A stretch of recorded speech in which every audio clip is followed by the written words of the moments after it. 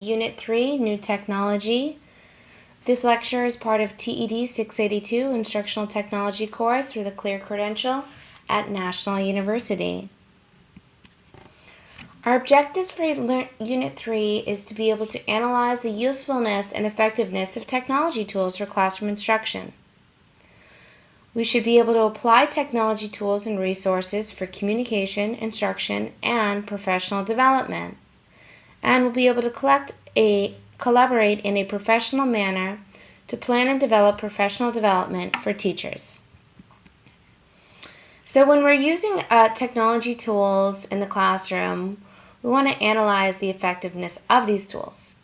There's two major domains that we might look at in terms of the effectiveness for students. There's affective domains, which are the values, motivation, attitudes, stereotypes, or feelings, and cognitive domains, which is how well students can synthesize, recollect, comprehend, evaluate, and analyze.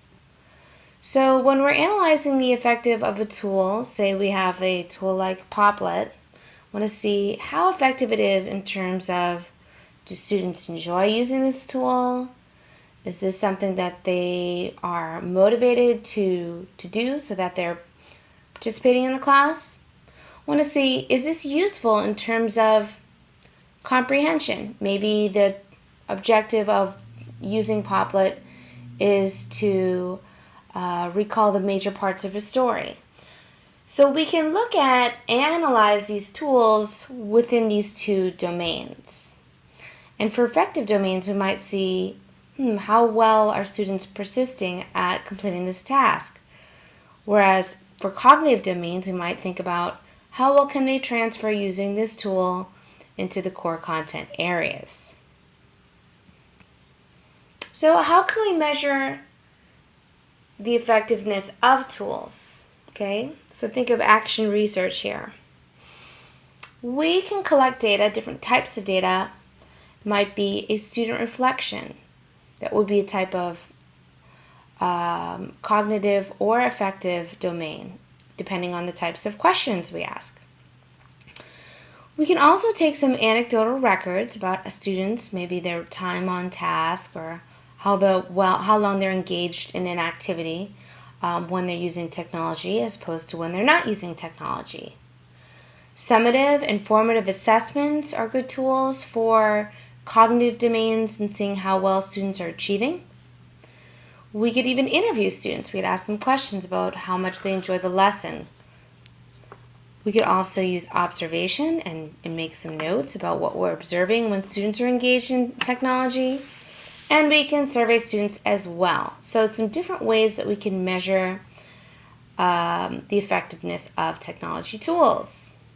Remember, once we collect data, that'll help us to then modify our instruction. So some technology tools that you might find useful in terms of collecting some cognitive data collection. First is Google Docs and Tools. If you haven't had an opportunity to explore Google Docs and Tools, fantastic resources here, free. Google Docs will allow you to share and collaborate on a presentation, similar to PowerPoint, or a Word document. Quizlet, well, I've also used this in our course, is another tool that you can use to create multiple choice or open-ended questions for students. Quizstar, another tool for creating assessments. You can use survey and polling tools. With Google, there's Google Forms. That is a great way to make surveys. Presentation tools you can use to evaluate how well students are able to comprehend material. You could have students present on scientific experiments that they conducted. RubyStar is very helpful in terms of creating rubrics. So if you have project-based assessments, you want to evaluate students, you should create a rubric that would accompany the assessment. So that way students know what they're being evaluated on, how they're being evaluated, and what grade they received and why. And finally, Edmodo, which is a platform we talked about in our last unit, Also allows you to create assessments that are assigned to students in your class. So some technology tools for effective data collection that you might want to check out. Padlet, which we've been using here, is a whiteboard tool that allows students to post kind of like sticky notes on a virtual whiteboard. Students can use SurveyMonkey or Google Forms. You can create a survey for students, not just about how well they like something, but about a topic of choice, and they can respond. VoiceThread is another tool that allows students to really share their beliefs and values, as well as blogging. And then another tool that I really like is called Poll Everywhere. So you can create a poll. Students can respond to it anonymously by entering in a 4-digit sequence number. All right. Well, if you haven't had a chance to check out Google Apps, I strongly recommend it. There's some fantastic tools here that, again, they're free. They give you some functionality. Students can create accounts. A lot of schools and districts have accounts with Google. So document sharing, you can share your documents with Google Apps, and it's pretty simple. We'll look at that in a minute. Google Chat for virtual chat rooms. Blogger, which we've been using here to create a blog. Web page, similar to Blogger, but just gives you a little bit different functionality in terms of sharing information. Unlike Blogger, doesn't allow you to make comments, but you can embed a lot more HTML text and upload documents. Finally, if you haven't had a chance to try Google Hangouts, another kind of like Skype, it's another platform that will allow you to create a real-time virtual chat. And Google Plus, which is similar to Facebook, allows you to share a stream of information with people in your quote-unquote circles that you assign in order to share information. Alright, so if you haven't had a chance to check out Edmodo, I hope you do that. It's a very similar layout to Facebook. You have a picture, you're allowed to post comments. People can respond to your comments, share videos, share video or text, pictures, etc. Again, it gives you the functionality of creating quizzes and assigning those to students in your class. It records grades and also allows you to share documents. YouTube has recently launched what they call TeacherTube, which is a fantastic site. You just want to do a search for that and enter TeacherTube. Has some fantastic resources for integrating technology in the classroom. You can see videos of students and teachers presenting on different approaches, such as blended classroom or flipping the classroom. Gives you an opportunity to review content, so you'll see lessons that are also related to content standards and student presentations, etc. With the YouTube TeacherTube, you have the functionality of not just sharing video, but adding comments. So it's a great way to monitor students' progress. So if you are doing a flipped classroom approach, you might have them watch the video and then write 1 or 2 comments about what they saw, what they observed, what they learned. So it's a good way to hold students accountable in terms of making sure they are watching the videos, making sure they are getting access to the content. Alright, so Twitter. In this week's reading, we have 50 ways to use Twitter. Fantastic article. Yes, when you first get on, you're pretty much wondering what's the purpose, why do I need this? But it's a great tool to have. It's completely compatible with smartphones. So if you are using smartphones in the classroom, will allow you and your students to have a streaming feed of information for whatever people they quote-unquote follow. So as a classroom teacher, it gives you the functionality of sharing news, announcements, networking.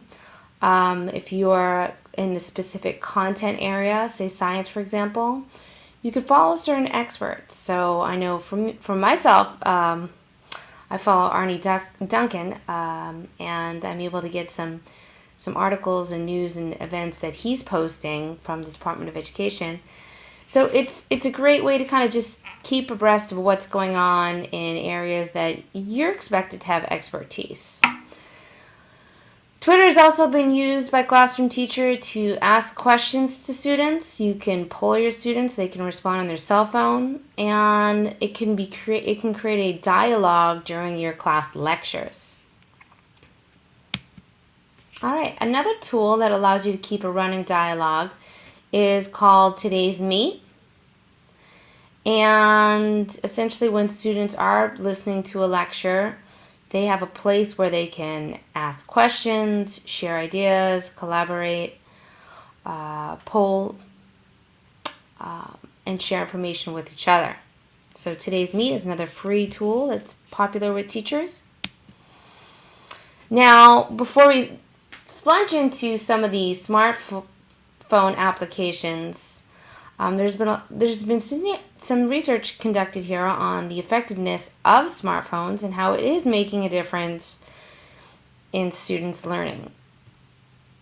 So we're going to talk about some different ways that you can use smartphones, but just read some of these facts here and think about what interests you. What did you find most surprising? What is your school policy for smartphones? And what are some different ways that you can integrate smartphones into the classroom instruction?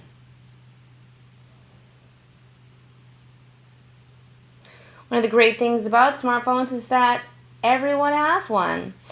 So in terms of equity, most students have a smartphone. They have access to a smartphone.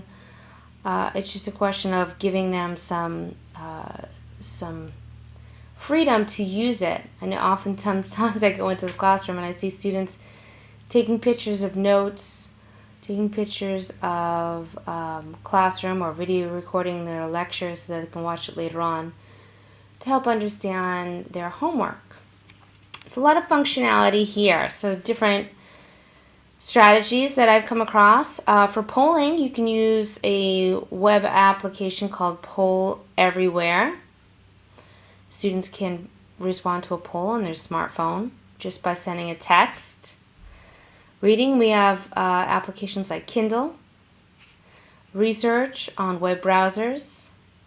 Video and photo using tools like Instagram gives you a lot of functionality. You can change the landscape, coloring, background. Kids really enjoy that, and adults too. Students can record or lectures using an iTalk recorder. They can take notes using Evernote. And they can respond to questions posed by the teacher using a tool like Padlet. Now, as we move on, we want to think about some ways that we as teachers can increase our professional network. So one of the tools that I recommend is LinkedIn. And LinkedIn gives you the contacts. People can endorse you for skills. You can share publications or research or articles or blogs that you've created. It allows you to create groups or be involved in groups that are, of content area interest. Like, for example, I belong to several technology and education groups. And again, allows you to keep in touch with your contacts. So it's a great way to really just stay connected, keep connected, find jobs, resources, etc. that are of interest to you. Another tool that we'll look at is called Vizify, and that allows you to create a professional portfolio, if you will, with a web link. I add that to my signature file, my email, if you haven't seen that yet. Just to share some things that you're working on, what you're doing with those that you connect with on a professional level. Now, if you are using Facebook, or if you're interested in using Facebook, I'd recommend doing what is called a Facebook page. And with the page, you can share just work-related information. People can like. Comments are only posted based on your approval. and it allows a lot more restrictions in terms of a non-professional page. So you might want to check out Facebook, and when you're on there, create a page. So before we look at some websites, let's just review what to do in Unit 3. You'll want to read and watch all Unit 3 material strongly related to our lecture today, and it will give you some great ideas for your professional development presentation, as well as your Web 2.0 tools assignment that you're going to be working on this unit. Make sure that you meet with one of your classmates at least for a real-time discussion about what you're planning on doing for your professional development presentation. For your first assignment in this unit, you'll create a Prezi of some web tools that you'll review. Be sure to check out the rubrics and the criteria for that. You respond to a voice thread of your blogging experience. And finally, you'll create a professional development presentation that you'll share with your colleagues. So you'll want to check out those data collection tools that I went over in this unit's presentation to collect some data based on how satisfied your participants were in the professional development presentation. All right, so let's just really quickly look at some applications here.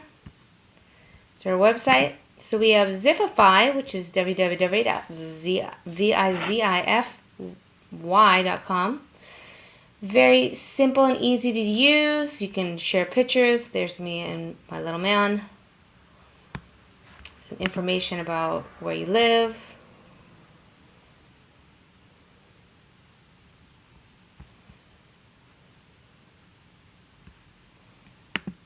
Where you went to school.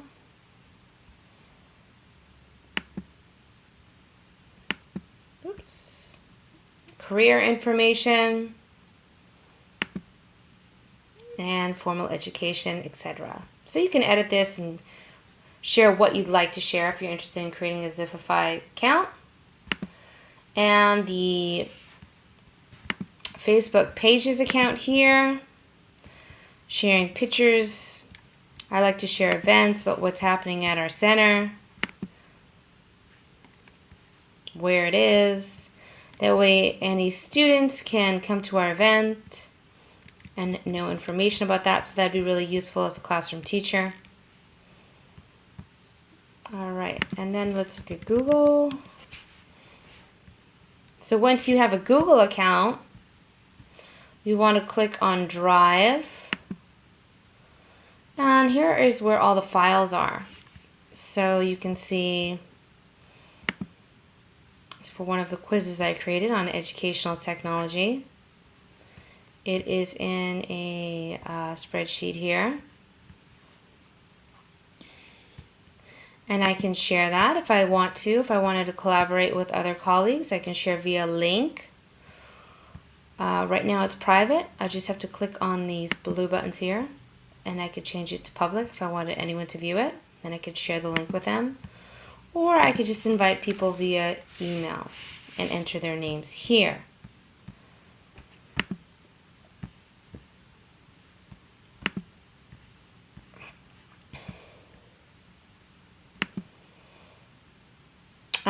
Another feature I really like about this tool, presentations. You can create PowerPoint presentations, and this is great if you are concerned about not having access to your personal computer. They're all saved on the drive.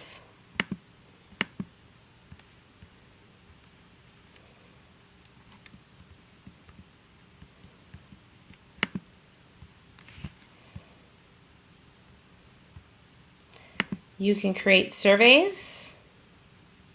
Here's a survey I created for teachers about their confidence in teaching. It creates the scale for you. Easy to put in. You can just duplicate each question. That way you don't have to write over the scale over and over again. Once you finish creating the scale, the survey, you can share that.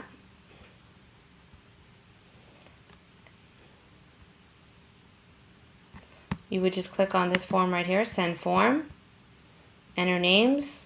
If you wanted to share it to everybody that you're friends with, you could send it to Facebook. And then it will collect the responses for you and summarize them as well. Pretty handy. So those are some really quick Google tools. Well, I hope you enjoyed our Unit 3 presentation. Feel free to email me. Use our virtual classroom board if you have questions related to this unit's presentation.